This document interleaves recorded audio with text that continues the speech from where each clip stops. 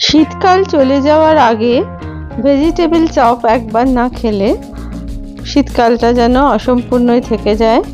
তাই আজকে আমার এই রেসিপি হলো ভেজিটেবল চপ। হ্যালো এভরিওয়ান, আশা করি আপনারা সকলেই ভালো আছেন আর সুস্থ আছেন। ভেজিটেবল চপ বানানোর জন্য আমি প্রথমে নিয়ে নিলাম 25 গ্রাম মতো চিনেবাদাম।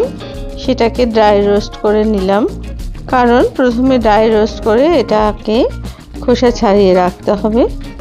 তারপরে প্যানের মধ্যে দিয়ে দিলাম ড্রাই রোস্ট করার জন্য 1 চামচ ধনে, জিরে, কয়েকটা শুকনো লঙ্কা, 1 চামচ মৌরি আর কয়েকটা গরম মশলা আর গোলমরিচের কয়েকটা টুকরো।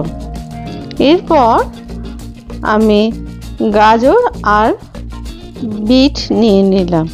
এখানে আমি একটা বিটই নিয়েছি আর গাজর নিয়েছি 2টো। সেটাকে 4 টুকরো করে কেটে নিয়েছি। প্রথমে গাজর আর বিটটা গ্রেট করে নিতে হবে। বিট আমাদের স্বাস্থ্যের পক্ষে খুবই উপকারী। এটা হাই ব্লাড প্রেশারকে কমাতে সাহায্য করে, তাছাড়া ক্যান্সারকেও প্রতিরোধ করে। আর গাজরের মধ্যে আছে প্রচুর পরিমাণে পুষ্টি উপাদান, vitamin A, vitamin C, vitamin K, vitamin B ইত্যাদি। এটা ক্যান্সারের থেকে প্রতিরোধ করে আর দৃষ্টিশক্তি বৃদ্ধিতেও এটা সাহায্য করে। ভেজিটেবল চপ তৈরি করার জন্য 3টে মাঝারি সাইজের আলু আমি সেদ্ধ করে নিয়েছি আর নিয়ে নিয়েছি 1 টুকরো আদা। প্রথমে আদাটাকে ভালো করে গ্রেট করে নিলাম আর চিপড়ে যেটুকু অংশ ছিল সেটাকে বাদ দিয়ে দিলাম। পরে 3টে আলুই আস্তে আস্তে আমি সম্পূর্ণ গ্রেট করে নিলাম। ভেজিটেবল চপ তৈরি করার জন্য আলুর প্রয়োজন, কারণ এই আলুটাই ভেজিটেবল চপটাকে ধরে রাখবে, কারণ না হলে বাইন্ডিংসটা ঠিক মতো হবে না। তার জন্যই এই আলুর ব্যবহারটা আমি করেছি। আপনারা আলুর বদলে সেদ্ধ ফুলকপিও ব্যবহার করতে পারেন, সেটাতেও বাইন্ডিংসটা ভালোই হবে। এরপরে আমি শুকনো কড়ায় ভেজে নিলাম কিছুটা ব্রেড ক্রাম্ব, যাতে করে ব্রেড ক্রাম্বটা একটু মুচমুচে হয় আর যাতে করে এর মধ্যে একটা কুরকুরে ভাব এসে যায়। তার জন্য আমি এটাকে প্রথমে একটু রোস্ট করে নিলাম। যখন ব্রেড ক্রাম্বের কালারটা চেঞ্জ হয়ে হালকা ব্রাউন কালারে হয়ে যাবে, সেই সময় গ্যাসটাকে বন্ধ করে দিতে হবে, যাতে করে চপের গায়ে ব্রেড ক্রাম্ব মাখালে সেটা একদম পুরোপুরি লেগে থাকে। তার জন্য আমি এটাকে আরেকটু গুঁড়ো করে নিলাম।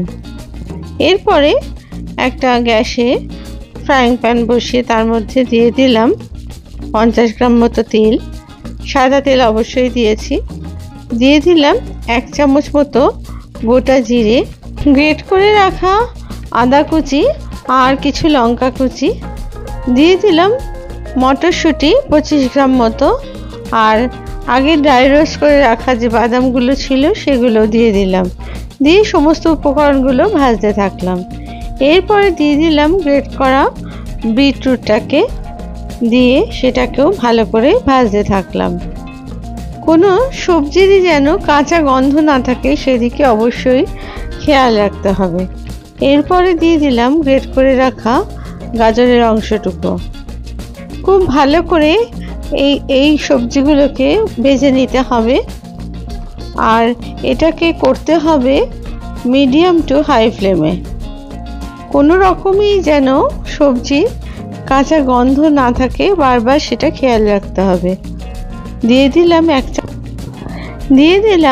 1.5 চামচ মতো নুন দিয়ে সমস্ত সবজিগুলোকে ভালো করে মিশিয়ে নিতে হবে। আর খুব ভালো করে এটাকে ভাজতে হবে, যাতে করে সমস্ত সবজিগুলো নরম হয়ে যায় এবং প্রপার ভাজা হয়। আপনাদের যদি এই রেসিপি দেখে ভালো লেগে থাকে তাহলে অবশ্যই লাইক, শেয়ার আর কমেন্টস করতে ভুলবেন না। এবার আমি দিয়ে দিলাম গ্রেট করে রাখা সেদ্ধ আলুটাকে। এবার আলু দিয়েও খুব ভালো করে এটাকে মিশিয়ে নিতে হবে সমস্ত সবজির সাথে, যাতে করে আমি যখন চপ বানাবো সেটা যেন একদম সুন্দরভাবে চপের আকার নিতে পারে। পুরো সবজিগুলো খুবই ভালো করে মিশে গেছে আলুর সাথে। এবার এর মধ্যে দিয়ে দিলাম আগে থেকে ড্রাই রোস্ট করে রাখা যে মশলাটা করেছিলাম সেটা 2 চামচ মতো। মশলাটাকে দিয়ে সবজির মধ্যে ভালো করে মিশিয়ে নিতে হবে, যাতে করে এই মশলাটা পুরোপুরি সবজির মধ্যে ঢুকে যায়। দেখুন সবজিটা নাড়তে নাড়তে আস্তে আস্তে এই সবজির ওপরে তেল ভেসে আসছে। এবার বুঝতে হবে যে এটা প্রায় হয়ে গেছে। এই সময় গ্যাসটাকে অফ করে দিতে হবে আর একটু ঠান্ডা করার জন্য এটা রেখে দিতে হবে মিনিট 5-6 মতো। এরপর এর মধ্যে আমি দিয়ে দিলাম 1 চামচ মতো আমচুর পাউডার, দিয়ে ভালো করে পুরটার সাথে মিশিয়ে নিলাম, যাতে করে আমচুর পাউডার এই পুরের মধ্যে মিশে যায়।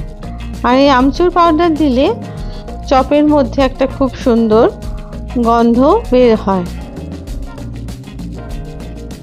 এরপর আমি এটাকে একটা প্লেটে ঢেলে নিলাম একটু ঠান্ডা করার জন্য।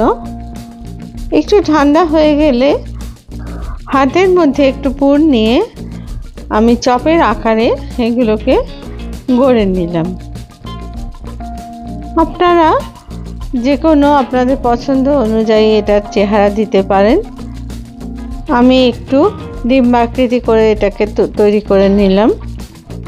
আপনারা যদি আমার চ্যানেলের নতুন সদস্য হন তাহলে অবশ্যই চ্যানেলটিকে সাবস্ক্রাইব করতে ভুলবেন না, আর পাশে থাকা বেল আইকনটিকে প্লিজ প্রেস করে দেবেন, যাতে করে নতুন রেসিপি দিলেই সেটা আপনাদের কাছে সহজেই পৌঁছে যায়।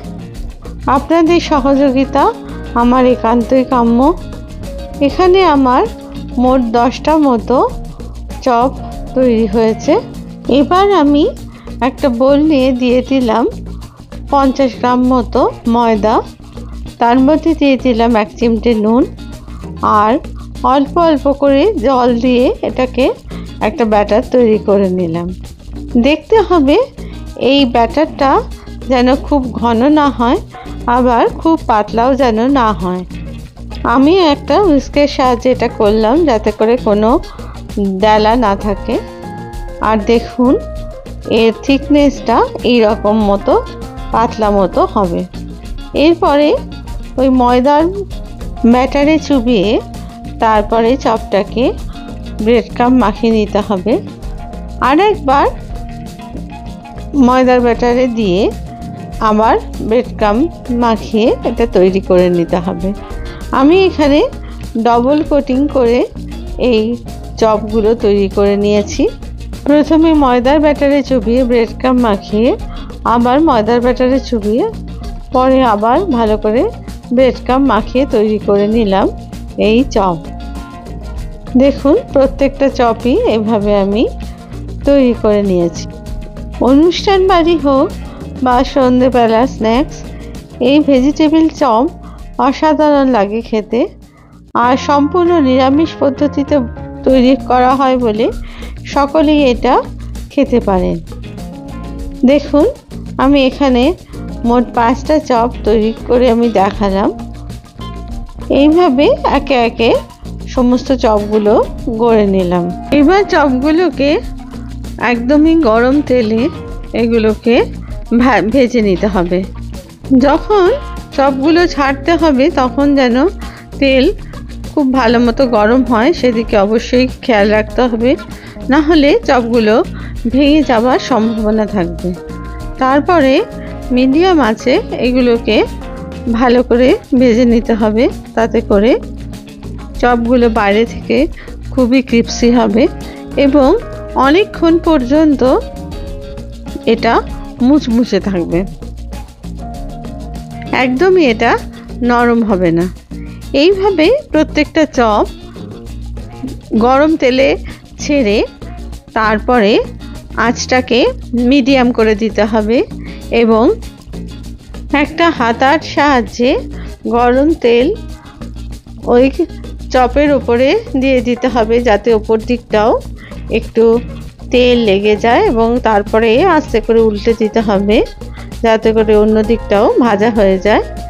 এইভাবে একটু ঘুরিয়ে ফিরিয়ে ভেজে নিয়ে যখন এটার রং ব্রাউন কালার হয়ে যাবে, তখন আস্তে আস্তে এই ভেজিটেবল চপগুলোকে তুলে নিতে হবে। দেখবেন এইভাবে ভাজলে চপটা কত বাইরে থেকে মুচমুচে আর ভেতরটা ততই জুসি হবে।